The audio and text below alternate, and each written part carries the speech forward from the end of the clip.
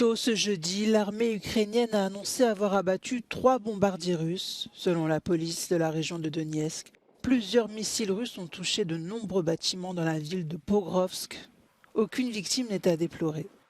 Mais une université et une école de Donetsk ont été touchées par les frappes russes et au moins 14 autres bâtiments résidentiels ont été endommagés.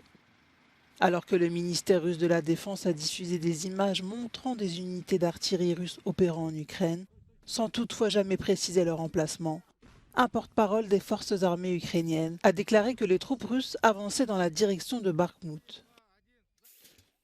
Face à l'enlisement de la guerre, le président Emmanuel Macron avait fait part de l'envoi possible au sol de troupes pour aider l'armée ukrainienne. Cette option a été vite rejetée par la plupart des alliés européens. Le Premier ministre bulgare, Nikolai Denkov, a à son tour déclaré lors d'une audition au Parlement que tant qu'il sera en fonction, la décision d'envoyer des soldats bulgares ne sera jamais discutée ou prise.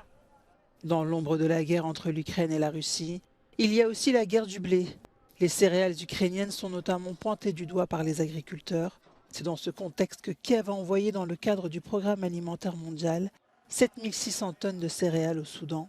Cette opération a été financée par l'Allemagne pour un coût total de 15 millions d'euros.